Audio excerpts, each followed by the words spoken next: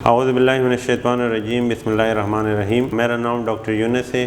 میں as assistant professor and consultant gastroenterologist hepatologist پچھلے 12 سالوں سے پریکٹس کر رہا ہوں۔ صبح کے ٹائم میں جناح میڈیکل کالج اینڈ ٹیچنگ ہسپتال میں پریکٹس کرتا ہوں اور شام کے ٹائم خیبر میڈیکل سینٹر ڈبری گارڈن میں خدمات سر انجام دے رہا ہوں۔ آج کا جو ٹاپک ہے وہ ہے آئی بی ایس۔ آئی بی ایس کا مطلب ہے اریٹیبل باؤل سنڈروم۔ یہ ایک ایسا ٹاپک ہے، اس ٹاپک کے بارے میں بات کرنا بہت زیادہ ضروری ہے۔ اس کی دو وجہ ہیں۔ ایک وجہ تو یہ ہے کہ یہ بہت زیادہ کامن ہے، بہت زیادہ کامن اس لحاظ سے کیونکہ تقریباً مور دین 50% لوگ جو ہوتے ہیں جو 40 سال سے اوپر ہوتے ہیں ان میں تقریباً آئی بی ایس کا مسئلہ زندگی میں کبھی نہ کبھی ان کو ہوتا ہے۔ کبھی یہ ٹھیک ہو جاتے، کبھی دوبارہ آ جاتے۔ دوسری وجہ یہ اس کے بارے میں اکثر لوگوں کو بھی پتہ نہیں ہوتا اور ایون کچھ ڈاکٹرز کو بھی اس کے بارے میں پتہ نہیں ہوتا۔ تو اس لیے اس پروگرام میں ہم انشاءاللہ کوشش کریں گے کہ آئی بی ایس کے بارے میں آپ کو سمجھائیں کہ آئی بی ایس ہے کیا، یہ کس وجہ سے ہوتا ہے اور اس کے علامات کیا ہیں، آیا یہ خطرناک ہے کہ خطرناک نہیں ہے، یہ آگے کسی خطرناک بیماری کو جنم دے سکتا ہے کہ نہیں، اس کا روک تھام ہم کس طرح کر سکتے ہیں، اور اگر خدا نہ خواستہ کسی کو ہو جائے تو آیا اس کا علاج ممکن ہے کہ نہیں ہے، اور علاج دوائیوں کے ذریعے ممکن ہے یا کسی اور طریقے سے۔ تو اس پروگرام میں انشاءاللہ ساری یہ چیزیں ہم ڈیٹیل سے کور کریں گے۔ جو اریٹیبل باؤل سنڈروم ہے آئی بی ایس، جس کا مطلب ہے یہ جس طرح شوگر اور بلڈ پریشر کی بیماریاں ہیں، کچھ چیزوں میں یہ ان کی طرح ہے اور کچھ میں ان سے تھوڑا سا مختلف ہے۔ جن چیزوں میں ان کی طرح ہے وہ یہ ہے کہ مطلب یہ بیماری اگر کسی کو ہو جائے تو یہ چلتی ہے، تقریباً ساری زندگی اکثر لوگوں کا رہتی ہے یا پھر کچھ عرصے بعد ختم ہو جاتی ہے، لیکن دوائیوں سے یہ کنٹرول ہو جاتی ہے۔ تو جس طرح بلڈ پریشر اور شوگر کنٹرول ہو جاتی ہیں، اس طرح یہ بھی دوائیوں سے کنٹرول ہو جاتی ہے۔ ان سے مختلف یہ ہے کہ شوگر اور بلڈ پریشر یہ دونوں ایسی بیماریاں، یہ اگر آپ کو سالوں سال رہیں اور آپ اس کا علاج نہ کریں تو یہ خطرناک نتائج کو جنم دے دیتی ہیں، کمپلیکیشن جس میں ہارٹ اٹیک وغیرہ وہ ہو جاتی ہے۔ لیکن آئی بی ایس میں خوش قسمتی کی بات یہ ہے کہ یہ اس طرح کی کسی خدشے والی چیز کو جنم نہیں دیتی، پیچیدگیاں اس سے نہیں ہوتی۔ مطلب یہ نہیں کہ اگر کسی کو آئی بی ایس ہے اور اس نے اس کا علاج نہیں کیا، کئی سال گزر گئے، تو یہ نہیں کہ اس کو کینسر وغیرہ ہو جائے گا، نہیں، یہ ایک بہتر بیماری ہے لیکن مریض کو تکلیف اس سے ہوتے ہیں۔ تو یہ ہوتا کیوں ہے، اس کے بارے میں مختلف وجوہات ریسرچ بتاتی ہیں، جن میں سے 2-3 بڑی جو وجہ ہیں، اس میں ایک وجہ یہ ہے کہ ہماری جو آنت ہے اس کی مثال پیپ کی طرح ہے، ٹھیک ہے، اور تقریباً یہ کئی فٹ 7-8 فٹ لمبا اس کا وہ لینتھ ہے، ٹھیک ہے، لمبائی میں 7-8 فٹ اس سے بھی زیادہ ہے۔ تو اس میں اگر ہم کچھ کھانا وغیرہ کھائیں، وہ کھانا پھر ہضم کس طرح ہوتا ہے، حرکت کس طرح کرتا ہے، حرکت ایک سرے سے دوسرے سرے تک کیسے پہنچتا ہے، تو اس کے لیے ایک کرنٹ کی ضرورت ہوتی ہے، وہ کرنٹ نسوں سے آنت میں چلی جاتی ہے، ٹھیک ہے۔ تو اگر یہ کرنٹ زیادہ آ جائے یا یہ کرنٹ کم آ جائے تو اس کی وجہ سے پھر آئی بی ایس ہو جاتے ہیں۔ اگر نارمل انسان ہو اس میں یہ بیلنس ہوتے ہیں، نہ زیادہ آتے ہیں نہ کم آتے ہیں، تو اس کو آئی بی ایس نہیں ہوتا، لیکن اگر یہ بہت زیادہ آ جائے یا کم آ جائے تو اس سے ہو جاتے ہیں، اس کو ہم کہتے ہیں ویسرل ہائپر سینسٹیوٹی۔ دوسری اس کی جو وجہ ہے وہ ہے پوسٹ انفیکشس۔ جیسے اگر ہم 1-2 سال پرانے ٹائم میں چلے جائیں اور اکثر لوگوں کو یہ کووڈ ہوا تھا، کرونا کا جو مسئلہ ہوا تھا، تو بہت سے لوگوں جن کو آئی بی ایس نہیں تھا کرونا کے بعد، چونکہ ان کو انفیکشن ہوا تھا کرونا کا، تو اس کے بعد بہت سے لوگوں کو آئی بی ایس ہوا۔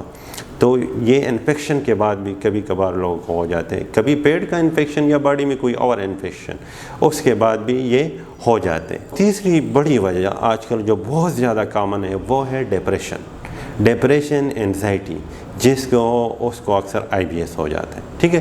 تو اور بھی وجہ ہیں، لیکن یہ 3 بڑی وجہ ہیں جس کی وجہ سے لوگوں کو IBS ہو جاتا ہے۔ اب ہمیں پتہ کیسے چلے گا کہ اس کو IBS ہے کہ نہیں؟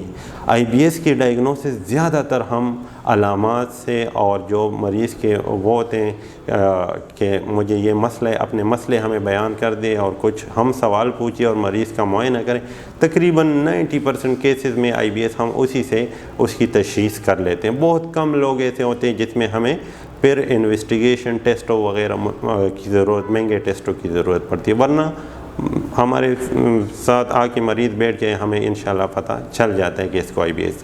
اس میں 4 قسم کی اس کی قسمیں، IBS-C، IBS-D، IBS-M and IBS unclassified۔ اب مختصراً میں اس کو ایکسپلین کروں گا۔ IBS-D وہ قسم ہے جس میں مریض کو پتلے پہانے آتے ہیں، اس کا جو پہانہ ہوتے ہیں وہ پتلے ہوتے ہیں، ٹھیک ہے۔ IBS-C میں کیا ہوتے ہیں، اس کے پہانے سخت ہو جاتے ہیں، قبض اس کو رہتے ہیں۔ IBS-M کیا ہوتا ہے، IBS-M میں یہ ہوتا ہے کہ کبھی اس کو پتلے پہانے آتے ہیں، وہ ٹھیک ہو جاتے ہیں، پھر اس کا پیٹ سخت ہو جاتا ہے، اور اس میں دونوں چیزیں ہوتی ہیں، کبھی سخت ہو جاتے ہیں پھر نرم ہو جاتے ہیں، کبھی نرم ہو جاتے ہیں پھر، یہ M ہے، مکس، اس میں مکس سمٹمز ہوتے ہیں۔ اور انکلاسیفائڈ یہ ہوتے ہیں کہ کبھی اس کو سخت ہوتے ہیں، کبھی نہیں ہوتے، کبھی نرم ہو جاتے ہیں، مختلف قسم کے وہ ہوتے ہیں۔ لیکن جو اس کے مین علامات ہیں وہ یہ ہیں کہ اس کو پیٹ میں درد رہتا ہے، شدید درد رہتا ہے، لیکن اس کا درد جو ہوتا ہے جب وہ ہوا نکالتا ہے یا وہ پہانہ کر لیتے ہیں، واش روم چلا جاتا ہے، تو اس کا درد اس سے ٹھیک ہو جاتا ہے، ٹھیک ہے۔ ایک بڑی علامت یہ ہے۔ دوسرا، اس کو سٹریس رہتا ہے، اس کو ٹینشن رہتی ہے، اس کو موڈ اس کا آف رہتا ہے، اس کو سر میں درد ہوتا ہے، ٹھیک ہے، متلی وغیرہ یہ چیزیں ہوتی ہیں، یہ اس کی بڑی بڑی علامات ہیں۔ اس کے بعد ہیں پھر کہ اس کی تشخیص کے لیے دیکھیں ان کے ٹیسٹوں کی اتنی ضرورت نہیں ہوتی، لیکن ٹیسٹ ہم کیوں کرتے ہیں؟ ٹیسٹ ہم اس لیے کرتے ہیں تاکہ خدا نہ خواستہ کوئی اور بیماری نہ ہو، تو اور بیماری کو ایکسکلوڈ کرنے کے لیے ہم کچھ ٹیسٹ کرتے ہیں۔ سمپل بلڈ کے ٹیسٹ کچھ ہوتے ہیں، کچھ الٹرا ساؤنڈ وغیرہ ہم کروا لیتے ہیں، یا کوئی ایکس ریز وغیرہ، یا سی ٹی اسکین وغیرہ، انڈوسکوپی یا کولونوسکوپی کی جو کیمرے کے ذریعے ہم معائنہ کرتے ہیں وہ معائنہ کرتے ہیں۔ اگر یہ ساری چیزیں نارمل آتی ہیں تو پھر ہم اس کو لیبل کر لیتے ہیں کہ اس مریض کو IBS کا مسئلہ ہے، ٹھیک ہے۔ IBS ڈائگنوز ہو گیا تو پھر اس کا علاج کیا ہے؟ اس کا علاج بہت زیادہ آسان ہے، لیکن اگر مریض سیٹسفائی ہو جائے۔ اکثر مریض جب آ جاتے ہیں یہ ڈاکٹر بدلتا رہتے ہیں، کیونکہ یہ جب آ جاتے ہیں دوائی یوز کر لیتے ہیں، تھوڑا اس کو فرق پڑ جاتا ہے، لیکن 100% ٹھیک نہیں ہوتا، پھر وہ دوسرے دن دوسرے ڈاکٹر کے پاس چلا جاتے۔ تو ہم ایسے مریضوں کو یہ مشورہ دیتے ہیں کہ آپ خدا نہ کم از کم جس ڈاکٹر سے بھی آپ نے علاج کرنے 3-4 وزٹس کم از کم اس کے ساتھ کر لے، کیونکہ اس نے 2-3 کمبینیشنز کو اپلائی کرنا ہوتا ہے جس سے آپ کے علامات ٹھیک ہو جاتے ہیں، ٹھیک ہے۔ تو اس کو چاہیے کہ اتنی جلدی ڈاکٹر نہ بدلے، جس ڈاکٹر سے بھی وہ علاج کر رہے 3-4 وزٹس کر لے، تاکہ جو کمبینیشنز اس کی میڈیسنز کی ہوتے ہیں وہ ٹرائی کر لے، 2 ڈرگز ہیں، 3 ہیں یا 4 ہیں، ٹھیک ہے۔ تو یہ مشورے ہیں ایسے مریضوں کے لیے۔ دوسرا مشورہ یہ کہ اس IBS کے زیادہ تر علامات جو ہوتے ہیں، کچھ غذا میں کچھ ایسی چیزیں جس سے یہ زیادہ سیویئر ہو جاتے ہیں، یہ علامات زیادہ ہو جاتے ہیں، تو مریض کو ہم کہتے ہیں کہ آپ اپنے ساتھ اگر ممکن ہے یہ ریکارڈ رکھ لیں کہ آپ کو لگتا ہے کہ فرض کریں میں نے چاول بہت زیادہ کھائے، اس دن میں بہت زیادہ تنگ ہوتا ہوں، اگر میں لوبیا کھا لیتا ہوں، گوبھی کھا لیتا ہوں، تو اس ٹائم مجھے بہت زیادہ شدید تکلیف ہوتی ہے، تو آپ اپنے ساتھ ریکارڈ رکھ لیں اور کوشش کریں اس چیز کو پھر نہ کھائیں۔ کچھ لوگوں کو جیسے دودھ یا دودھ سے بنی چیزیں ہوتی ہیں اس سے مسئلہ ہوتا ہے، تو ہم اسے کہتے ہیں کہ آپ کوشش کریں ایسی چیزوں کو پھر نہ کھائیں، تو آپ کو انشاءاللہ میڈیسن کی ضرورت نہیں ہوگی۔ تو IBS میں سب سے جو بڑا وہ ہے روک تھام اور جس چیز سے ان کو فائدہ پہنچتے ہیں وہ ہے ڈائٹ۔